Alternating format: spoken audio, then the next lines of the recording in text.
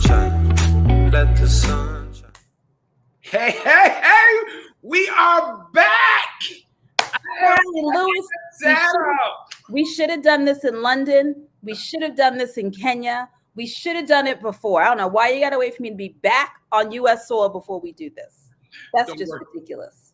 Don't worry about it. We have you here. We have you now, and everything is good. I needed a long sabbatical because COVID did a number on me alone. That's all I can say. Just like it did with everybody else. Mm-hmm. But then also, again, we brought so much good information to everybody back in 2020 that we thought that we would kick off 2021 with the best, the one and only Nadja Bellan-White. She is a superstar in the making. She has done so much in the world, everybody. And so let me just introduce the guest of the hour. She is my girl.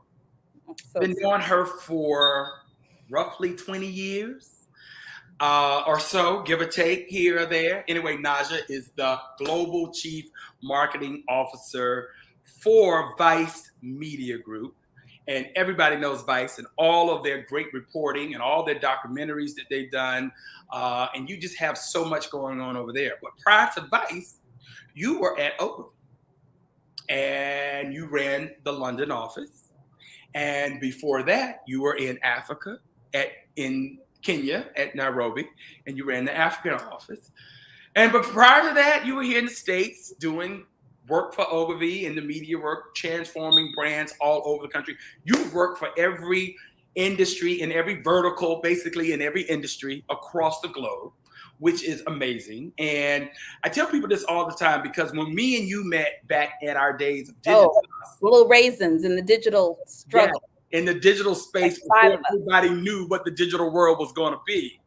Can you believe we were changing the world back then and we didn't know it? There were like 5 of us.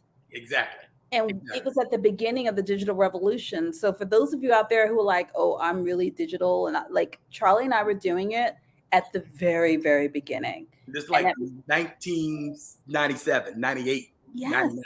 Like back then. So just imagine what we've been able to do. And, I'm so happy we've remained friends through all of it. And our friends that were there with us have all managed to do quite well. Oh, yeah, big time, big time. And everybody who came out of Digitas was basically, I call it the digital think tank of integrated marketing. And we, like you said, we didn't know what we were witnessing because we were a part of it. So we were in it. And you got to get David Kenny on here one day. And I bet you it would be very interesting for him to give you perspective. I bet it would because he took us public. We went from Brown & Salzberg Humphrey to Digitas. And then Digitas got bought out by Publicis in 2000. We watched all of that happen from the sidelines, not knowing that there was something called digital transformation that was emerging and coming up with new platforms, how to do new experiences with brands. I mean, we worked so hard, but we learned so much at the time. Right. I think that's probably part of where we cut our teeth early on. I mean, everybody was smart. Everybody. You know what I mean? Like there was no... You know what? And I don't like to use that word, but in the case of Digitas, you can say everybody was smart. I forgot. We are a part of Cocktails and Conversations.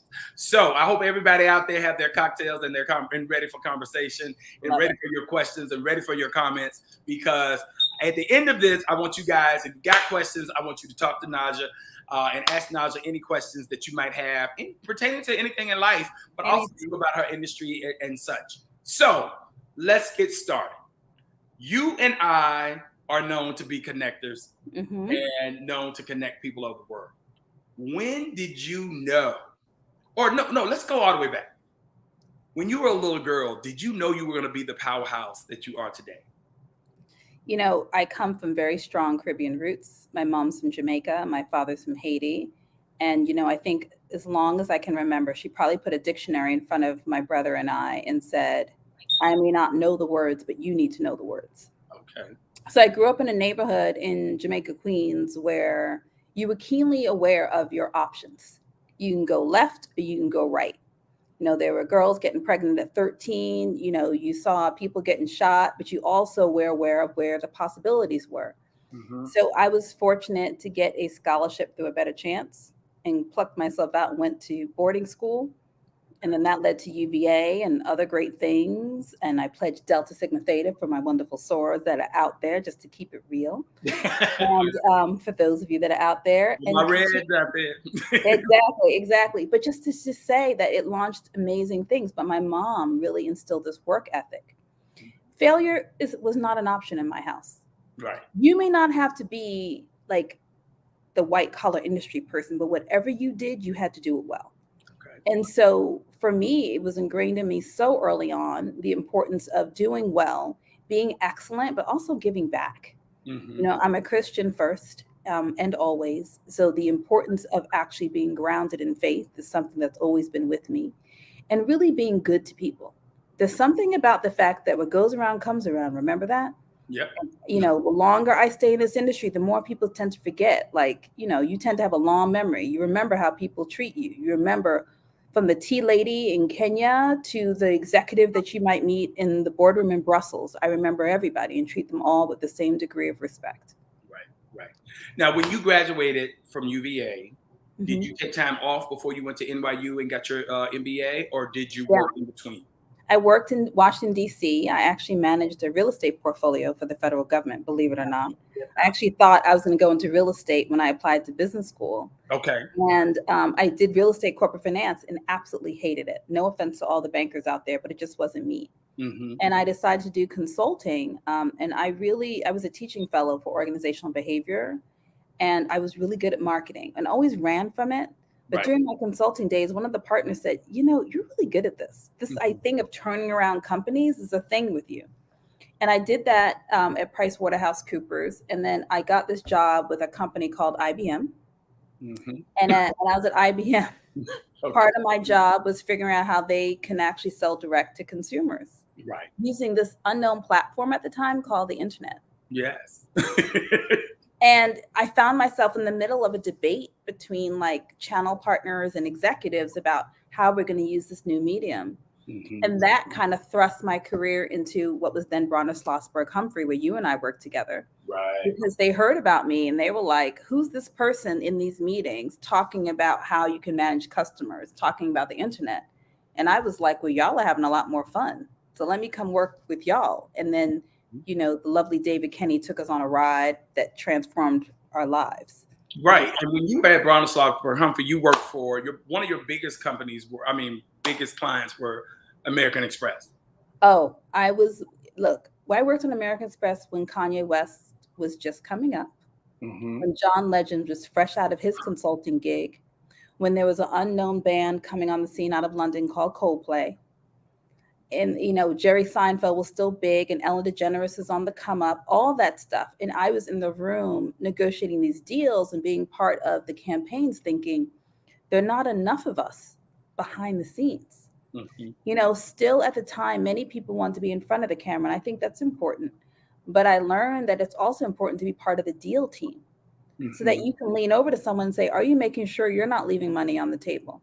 Right. And so that kind of helped kind of kick off my long career in brand and really being on that side. And it's a lonely side because I've always been one of the few. Never wanted that to be the case, but I've always been one of the few and really made a commitment to bring people along with me. I think what people don't realize is that I think some of the best work out there is working in an agency.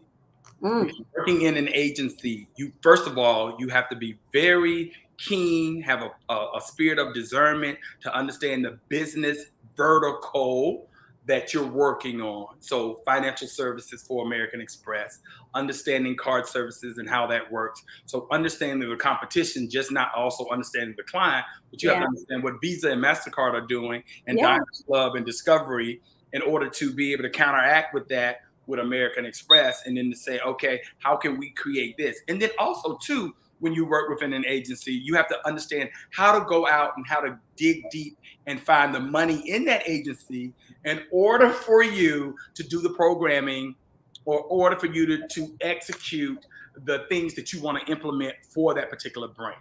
Yeah, I mean, and at the time I reported into media and marketing. So I had both sides. We were controlling, millions and millions of dollars in spend. Right. And had to have weekly reports justifying it. I also worked with some amazing people. Right. and learn from all of them, right? And they were kind of extraordinary. That was where I cut my teeth in building websites and developing campaigns and coming up with integrated opportunities between brands. I mean, I worked on all of it. And you're right. I think that many people out there wonder where to cut your teeth. That agency world is a grind, Yep. but you're going to learn so much. And you're right. As I reflect on the people I've met who've gone on to do other things, that agency experience you can't beat. Now you may hate it at the time, but Right. you're going to learn a lot about a lot of things, and you're going to grow up really quickly because you're managing a portfolio on your own and you're being creative at the same time. Right. It's a Right. completely different dynamic, and I got to do this all over the world, and I'm forever grateful for it. Well, I think it also propelled you for your career when you moved from the integrated world of Digitize and moved over to Ogilvy, because Ogilvy was considered then a dinosaur. Oh So yeah. you were brought over to Ogilvy to try to reinvent the advertising world. So give Oh, us that experience real quick. that was crazy. I walked into Ogilvy and they were like, well, who the hell is this woman? I mean, and trust me, everybody wasn't welcome at first. Right. They had to understand. And then when they understood my background, but basically, I think the story that people love to tell is I kept taking business from them. Right. Because here's the thing, they really never saw you coming, right? They tend, not everybody, Right. estimate us all the time. Yep. They never saw me coming, and I would just take the business, take the business, take the business. Because remember, back then there were very few people with a digital background and Exactly. technology, and Mhm. so I approached brand transformation through digital, and there weren't a lot of people, particularly brown people, doing it. I told you, you and I knew like the 5 or 7 people that did it, and we all knew each other. Exactly. So going to Ogilvy, I was a lot for them at first. I mean, they had to understand that I didn't believe in doing anything through one channel. I Mhm. believed in utilizing all channels. Right. And I remember when the then CEO tapped me on my shoulder and he said to me, you know what? There's nothing else for us to teach you here. Mhm. I said, what do you mean? He said, it's time for you to go abroad. And I was like, abroad where? Right. He's like, how would you go to Africa? And I was like, why? Because I'm Black? Right. He's like, no. I understand. Well, we had that conversation because, I always told you because we always connected. Yeah. And so we're always sitting on the sideline talking. We're always like, okay, doing a check-in. What are Yeah. you doing? What are you doing? And you're like, you know what? Ogilvy has offered me an opportunity. And I'm like, well, if you want to come back to New York, you want to come back to America, you have to do 2 stints. Everybody know you got to go to Europe, and you either got to go to South America, Africa, or Asia. And I went to Africa, You went to Africa. and the story there is kind of extraordinary. There's this woman named Nuna Chingila, who's the head of Facebook Africa today. And I remember telling this story at a Leading Women Defined conference that Debbie Lee holds. And Nunu taught me gracious leadership. Okay. Nunu is a child of apartheid, came up at the heels of Nelson Mandela. Cancer survivor twice, lost her husband to cancer. Just think about what it meant for her to become CEO of Ogilvy in South Africa just during the apartheid times. I mean, we here in the US think we've got it hard. You've got to understand her story. And through it all, she was never bitter. She was never she didn't wear her feelings on her sleeves. She just said this to me. She said, my dear, they're going to hate you and it's going to be absolutely wonderful. I love that. And so I did my job. I oversaw like 26 countries across the continent, from Accra to Nairobi to Gabon to Namibia, Zambia, I worked with everybody. I helped turn around countries. Right. I met with presidents and other heads of state and dignitaries. I mean, what an exciting time. And I think I remember I was traveling through Dubai on business. And I remember I called you. I was like, Charlie, they want me to go to London. You were like, girl, you better take that damn job and go to London. I was like, I don't know. Should I stay? And you were like, you better go. And then went to London to help lead our team across EMEA, Europe, Middle East, and Africa, and continued to do transformational stuff across the region. Right. And I'm forever grateful for my experience in Belgium and France and Germany and, in the Middle East and in London and everywhere else in between. I mean, and then when I got the call during COVID to come to Vice, Right. I was like, this is what God has intended. This is what the next chapter is meant to Well, be. you struggled with that call though. I struggled. I remember I Because called you you were again. like, Yeah, that was out of your wheelhouse. You were like, I am advertising, I am media, I am digital. I mean, I'm digital, I'm marketing, that's my thing. Media, you've worked behind the scenes on media, but you never really ran media. And then Vice is dealing with a transformation. It was going through buying out companies, downsizing, growth. At the same time, I mean, it didn't know if it had a head or a tail. And so they were asking you to come in to lead this charge. So let's put it first. What got you over the hump? I mean, Nancy Dubuque, who's the CEO, I mean, she is a formidable person to me. And it's the confidence that she kind of gave me in her vision for what she wanted to do for Vice. And I thought being a chance to be part of a company that has really been at the epicenter of culture, is willing to embrace my perspective on what culture means, my global perspective. And I said to her, look, I'm not coming here to be the CMO of a US company.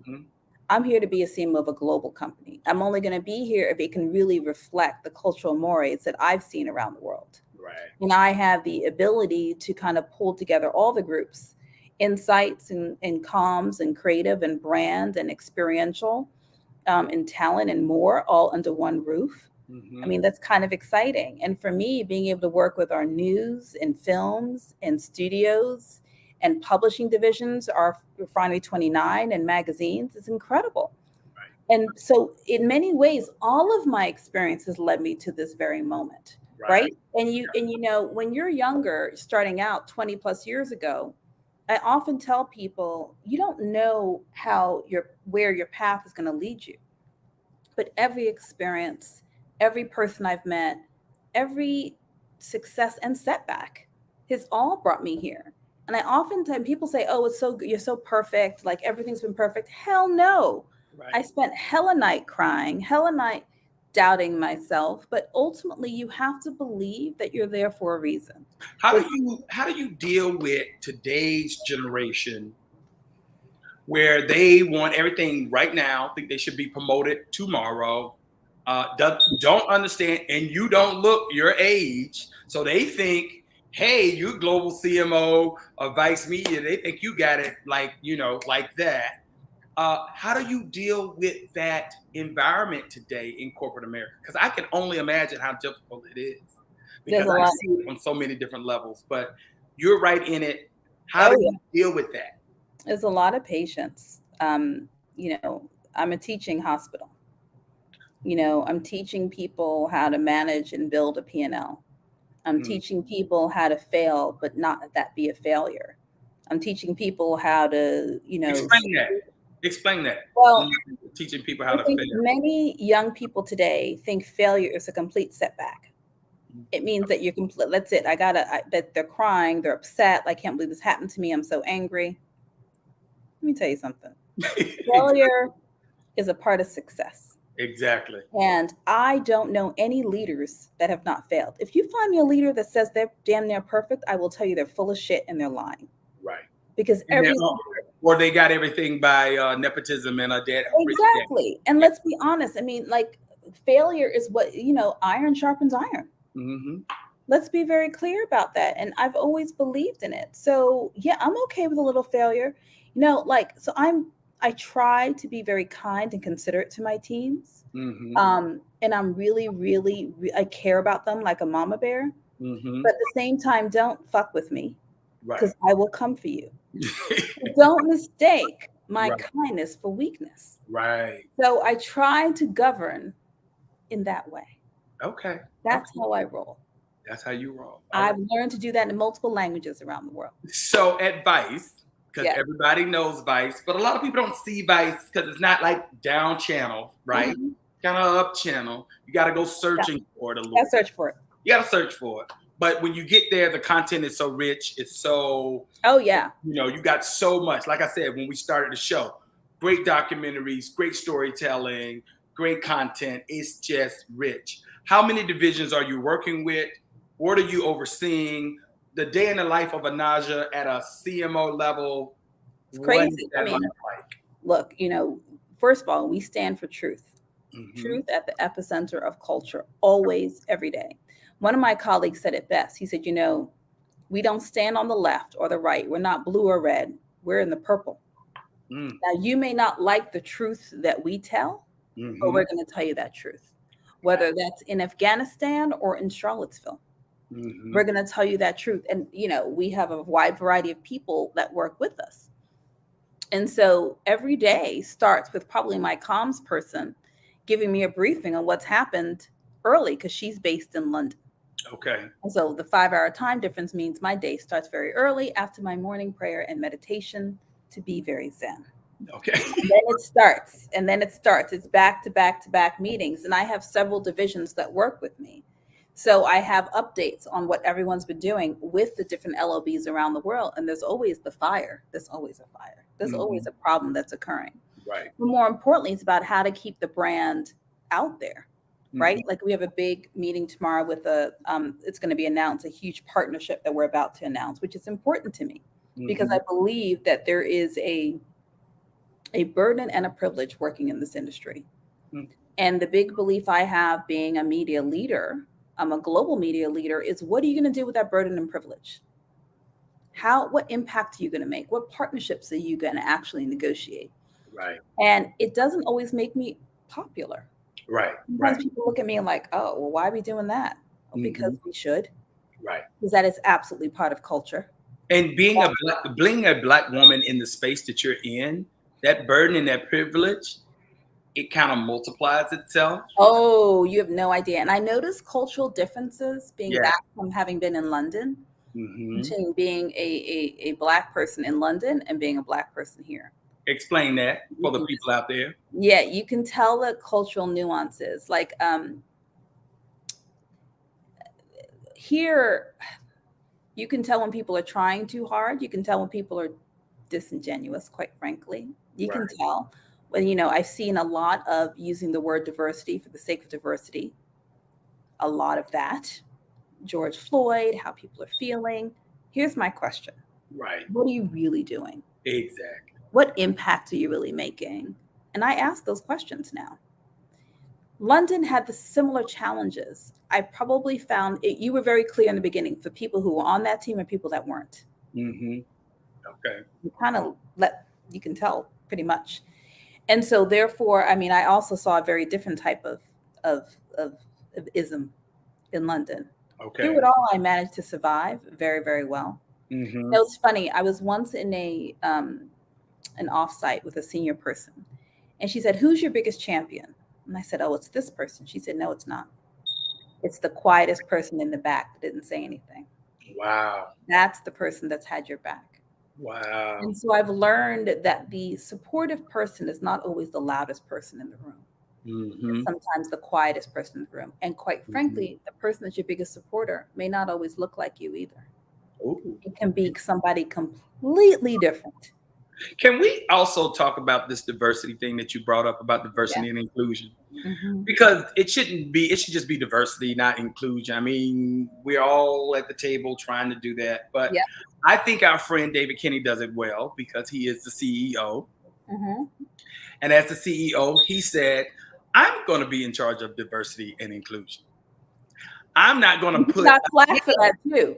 He got a lot of heat for it too. Yeah. But I think he needed to do that at that time. Yeah. But at the same point in time, you cannot be a CEO and not believe in it. But you know what? You and I have perspective on David because we knew his history. Right. I think if people didn't know David's history, they would assume something different. They would think he would be. We knew David was on this from 20 plus years ago. Exactly. It wasn't like a Johnny come lately post George Floyd. Like David's been on this kick for a long time. And, for those that know him, he's been supportive of all of us being on boards or whatever. He's always been there and he didn't have to be. Right. I'm not saying them calling him out, but, you and I happen to know him in common. But I think that diversity starts at the top.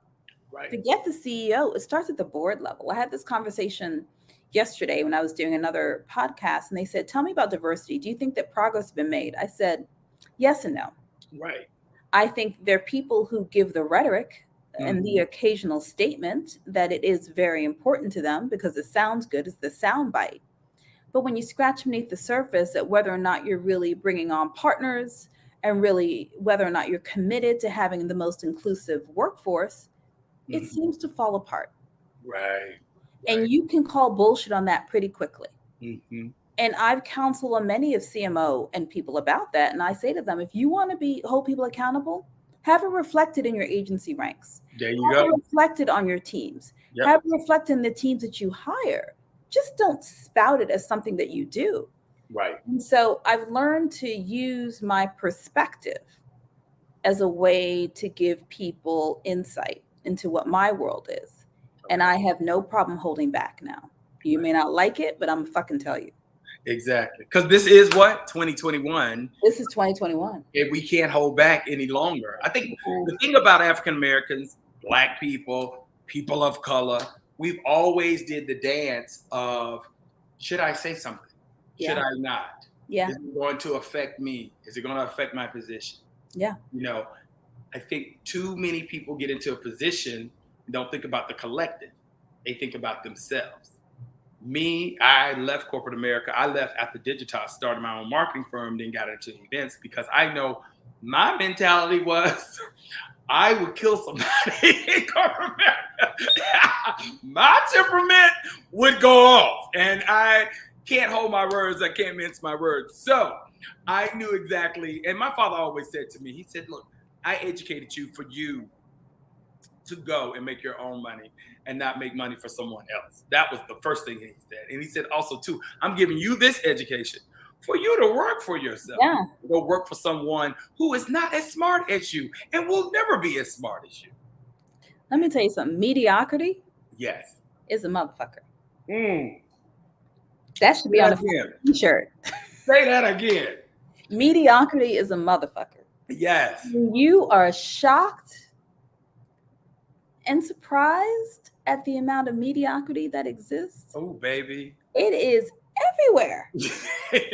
We just witnessed it yesterday with the John Gruden uh, firing. He had the most losing record in NFL, but he had a 10-year contract worth $100 million. Was always known as a racist, but he was always mediocre. Never could stand the test of time. Everybody knew who he was, what he was, and that's who we deal with every day. And so you strive beyond the mediocrity. You Mm, strive to stand for truth.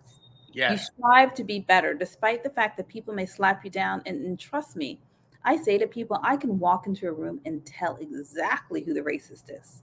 right. I can feel it. You, you It know, doesn't matter what's coming out of their mouth. it's the look, It's it's everything. It's, actions people out of the word. You can tell. you can. You can tell. So you I, learn to manage through it. You smile through it. And you're like, okay, mhm, okay, this is how we're rolling. Okay. right, And so that's why it's so important to leave a door open for somebody else and set the stage for others. right, My advice to people is don't be selfish with exactly. your perceived success because the wind bloweth in one direction, the wind bloweth in the other No. direction. So There you please go. don't think that you're that special. Right, Nobody is, but the good Lord Himself. Okay, let's be very clear. right. So it's important to be good to people. Yeah, It's important to take care of the circle around you. And for those in positions of perceived privilege, take that meeting. Take the 5 minutes and talk to somebody. exactly. Like, try to help, even if you can't. Respond to that text. Say, "Hey, I can't get back to you, but talk." Like, just try. It means everything to people. It does. And I may not be able to seal the deal for you, but I'll give you the opportunity. And Hmm. someone might still say no, but doesn't mean because I haven't tried. Exactly. And I think that's the attitude we have to have. Right. And I think, if more people in the collective would gather that thought and bring that thought forward, you would see Yeah. more of us. It would be more diversity in the companies that we work for. Yeah. But we get there and we all of a sudden we get selfish and we say, "Oh, this is mine. I don't want to share." or whatever the case may be. I've seen it happen so many You've times. seen it happen. And I'm telling you, people make mistakes like, oh, this person looks like me, so they're going to hook me up. Not so much. Look for the character. Look Right. beyond the color of skin. Yeah. Look Right. beyond the color of skin. Because And there there, have been a lot of people in my career that's yeah, not looked like me that have yeah. helped me Oh, move yeah. big time. So, and I'm not saying that, but what I'm also saying is in the different hats that I wear all across, You have many hats. yes, I am always on the phone, always a text away. I will always get back with somebody. People always know that about me. Because the thing is, for me, it's just so much out here. I just want to do my part of just being able to help that one or two individuals at that time, making them go through something because we never know exactly what people are. Exactly. Now, if you're really trifling, then I can't help you. Then I can't help. Then we can't help you. But we're going to try to help almost everybody. In particular, I always say to people, help with scholarships, help with education, Mm-hmm. help with the root. One of the things you and I bonded on is the importance of education. Don't underestimate the power of a good foundation. Mm-hmm. My son's at Howard, loves Howard, right? Mm-hmm. My daughter will be applying to Howard. But that education is everything. And so knowledge doesn't necessarily have to always happen through college, but it And helps. then and I was just about to say that it's education on many levels Yes. because college is just one thing. College is the foundation to give you the discipline to say that this person can do the job. Yeah. That's what college is. That's all that college is. Yeah. In addition to that, certain colleges will give you a network for Yeah. you Yeah. that you will be able to live off of as you move through life and be able to grant through success. There are also individuals when you get out in the lab in I say life lessons Yeah. of understanding your purpose, which is, of course, why I always say love the way you live. And we're gonna get to that. We want to see how Nadja loves the way she lives, because I know you do. Yeah. But it's also about finding out how you can help others maneuver through this thing called life. Yeah. Life, look. If you've been in a position or you've seen something, you need to be able to share that information and give your testimony with some individual. So therefore, that can just help them propel their career. I think you just get so much. I get so much by giving that I don't even need. You don't even got to call me and say, "Hey, thank you." No, I mean 100%. I think people think you only share your successes. Right. Do you know how much I've learned by sharing where I failed? Mm-hmm. I mean, you have to be willing to be that vulnerable, but it's Right. okay. Right. And you don't realize that sharing the challenges, whether it be personally and professionally, with someone else gives them something.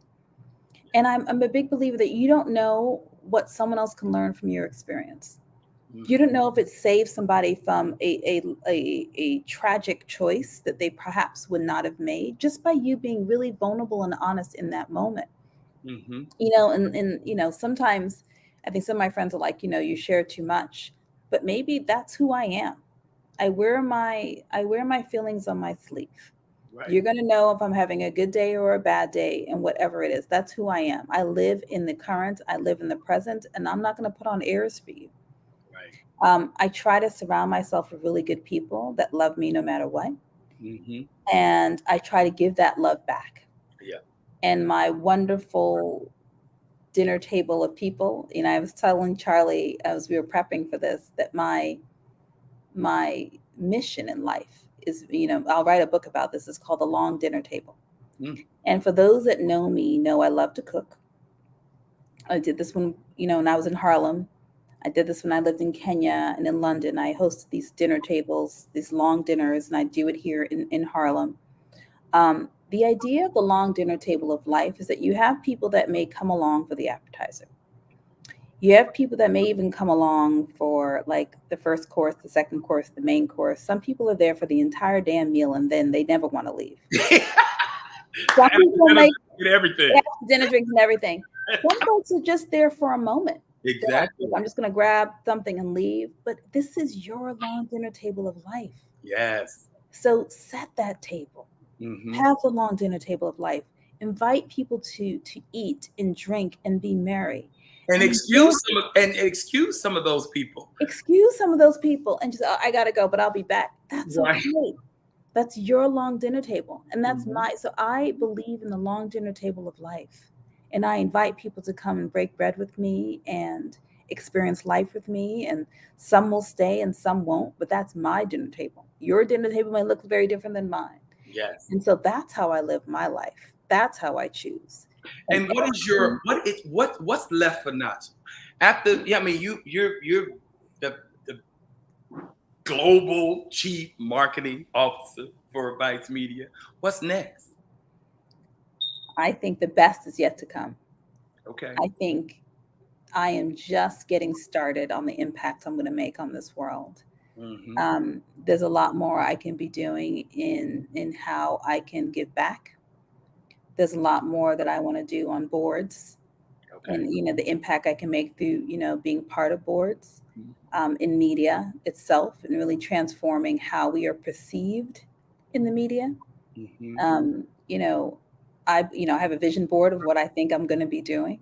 Mhm. I'm excited about my future, and it's Okay. weird because every once in a while someone will say, "What's next? You're going to be an empty nester.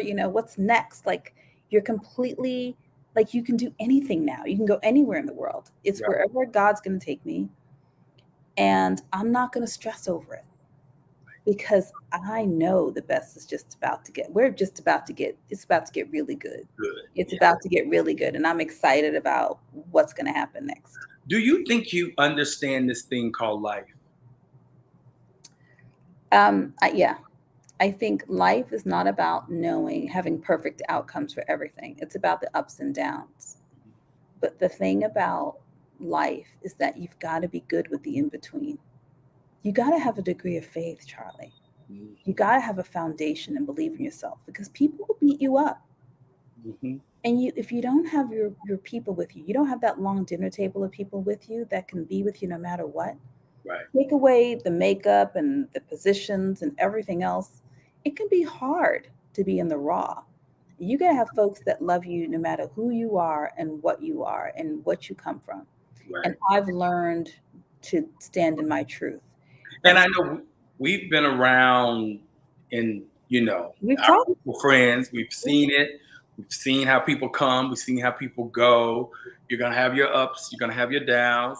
That is life. Like you said, the trials and tribulations. It's what you Yeah. learn from it, what you take from it, and how you move through and how you persevere and everything like that. Is Naja loving the way she lives right now? Oh, yeah. And you know what? You can tell people that are trying to be friends because they truly love Naja Mhm. versus people who perceive that there's something that they're going to get from being like a friend with Close me, to Naja. Yeah. adjacent. And Yeah. I have weeded those people out pretty quickly. Because I And know we talked about this a little bit earlier. yeah, How we have our interesting position circle. when you're sitting down, we're sitting out at that long dinner table and we're having Right. cocktails. We have interesting people that everybody else would probably want to interview. And when we all get together, we don't talk about any of that. We Right. talk about everything else, our vulnerabilities, what's next, how do we build wealth together, where we failed, what do we need to do. I guess we can step into our vulnerabilities together. Right. And I think that's the best part of our dinner table. And my advice to people, surround yourself with folks you can be vulnerable with. If you've got to put on airs with people all the time because you're trying to be Mr. or Miss Perfect, those folks are not for you. Exactly. I said to someone the other night, I said, I am older, but I'm not old, Right. Right. right? I have perspective. There's a graciousness that Mm-hmm. I have learned over time that Right. comes with the age and perspective that I appreciate that I did not have 20 years ago. Right. And I happen to believe I'm much more beautiful now than my 20-year-old self, not because of what I look like. Mm-hmm. It's because of the confidence that I carry. And Mm-hmm. that confidence is built upon many, many failures and many, many challenges. Right. And I think Right. those challenges make you more beautiful, make you more handsome, give you depth and perspective that others don't understand. Hmm. And younger folk don't know that yet. And I love the fact that they're about to understand it. And that's great. And I'm here for it. And older folks look at you and I and say, y'all have no idea what you're about to learn in the next 20 plus years, but y'all don't know. I get it. I'm here for it. I'm good. You know what? That's the biggest thing in life for me. Is when you were in your 20s and you thought you were doing it, and then you got in your 30s and you said, Yeah. "Oh, so this is what life is." And then you get in your 40s and you say, "Oh, I thought I was." And each decade, you just keep saying, I thought I knew," and you still are learning every day. But the Every good thing about it is when you know that tomorrow you're going to learn something that you didn't know today. tomorrow is another day, A whole nother day. a whole nother day. So don't despair. Right. Don't, if you are having, if whoever's out there, I don't know who's out there, but if you are listening to this message and you feel like, God, I can't take it anymore. And we've all been there when you're like, I can't take another burden. I can't take another tragedy. I can't take another thing. Please know this, it will get better. Right. And this is just a season. And life is about the seasons. And remember that dinner table. Yes. Set your table. Right. Think about who's at your table and send the invitations out and be deliberate about who's at your table. Do they make you laugh? Will they comfort you? Will they be your cheerleader? Will they be the people who challenge you when you know you've been wrong? Mm-hmm. Will they just be there for you in silence? Who is at your dinner table? I Set love it carefully. it. I love it. Be I love deliberate about it. Yes. What Yes. needs to happen? That's how I'm gonna live my life. I'm gonna write a book about it. So anyone steals that shit, I'm coming after you. Well, I don't think they got the Or pen. if you're an editor, you can call me. Here you go. Charlie. He'll take a percentage of the cut. Just give me my little bit. That's all I'm asking for. Just a little It's bit. a little advanced fee of how we're doing this. Okay, exactly. Well, we got about a couple more minutes. If anybody got any questions out there for Nadja, please put them in the chat and I'll try to get them to her.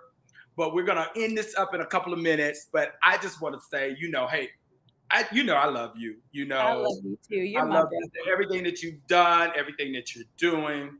I love How it. you're moving and navigating through this place called Earth in the world. And I just love being out there and just, hey, being that little tadpole and going around and just finding out wonderful Charlie, things of what's I going don't on. know if people have said thank you for being you. I mean, you are such a blessing to so many people. You have been the confidant to so many people. I don't know how you keep everything in your head. But I appreciate you, and I appreciate you just being consistent and always being there and representing always.